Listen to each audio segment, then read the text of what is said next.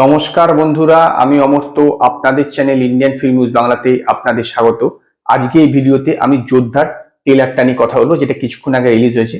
No doubt ট্রেলারটা তো টিজারের চেয়ে অনেক বেটার হয়েছে। এর মধ্যে কিন্তু একটা টুইস্ট আছে, যেটা কিন্তু ঠিক বোঝা যাচ্ছে না যে সিদ্ধার্থ আনন্দ কি প্লেনে ছিল নাকি প্লেনটা সে নিজেই হাইজ্যাক করেছে। এই বিষয়টা কিন্তু ট্রেলারটা দেখে আমার অন্তত ক্লিয়ার হয়নি। এই টুইস্টটা কিন্তু ট্রেলারের মধ্যে রেখে দেওয়া হয়েছে।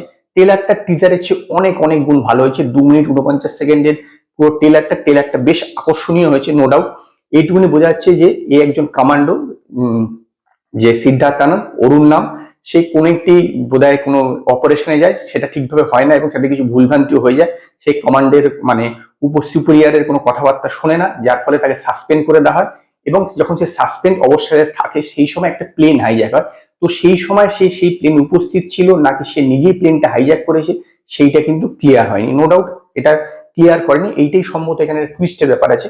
তো ওভারঅল যে ট্রেলারটা আমার কিন্তু বেশ ভালো লেগেছে, এবং ট্রেলারের শেষের দিকে যে একদম যে জায়গাটা আছে, যেখানে সিদ্ধার্থ আনন্দ বলছে যে একজন বলছে যে आर्मी तो थोड़ा देर में आ जाएगा, थोड़ा हम लोग नेगोशिएट करते, बोले योद्धा का टाइम नहीं है, योद्धा का नेचार नहीं है कि नेगोशिएशन करना। তো সেই পরে তারপরে যে সেই অ্যাকশনটা হবে না, সেই অ্যাকশনটা কিন্তু আমার সত্যি খুব ভালো লেগেছে। কারণ ইন্ডিয়ানরা হ্যান্ড টু হ্যান্ড কম্ব্যাট পছন্দ করে, আর আমিও ইন্ডিয়ান। স্বাভাবিকভাবে হ্যান্ড টু হ্যান্ড কম্ব্যাক্টের অ্যাকশনটা কিন্তু আমার দুর্দান্ত লেগেছে। এখানে খুবই হ্যান্ড টু হ্যান্ড কম্ব্যাক্টের প্রচুর অ্যাকশন আছে। এবং যেই যে সাবজেক্টটার উপরে যে সিনেমাটা হচ্ছে না, তবে গিয়ে এই যে সাবজেক্টটা যেটা বলছিলাম, সেই সাবজেক্টটার উপরে কিন্তু অন্তত 5,000 সিনেমা হয়ে গেছে। অক্ষয় কুমার নারাও বোধহয় 3টে সিনেমা করেছে। তারপর কয়েকদিন আগে বিদ্যুৎ জামালের একটা সিনেমা বেরোলো, সেইটাও কিন্তু এইরকম সাবজেক্টের উপর ছিল, যে প্লেন হাইজ্যাকিং।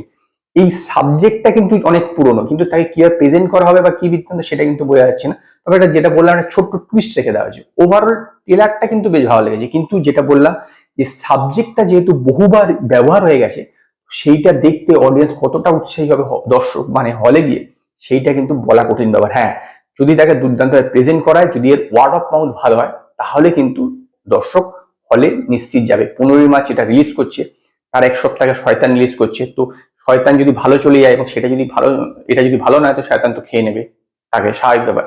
কিন্তু এর ওয়ার্ড অফ মাউথের উপরে কিন্তু নির্ভর করে দর্শক এরপরে।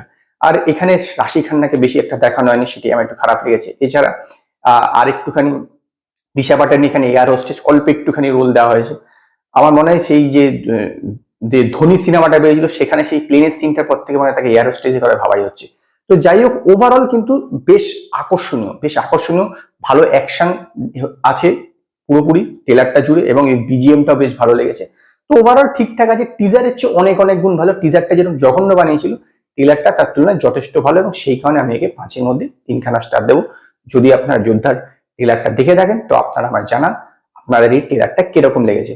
যদি আপনাদের এই ভিডিও পছন্দ হয়, তো লাইক করুন, কমেন্ট করুন, শেয়ার করুন। আর নতুন নতুন আপডেটের জন্য আমার চ্যানেলকে সাবস্ক্রাইব করুন।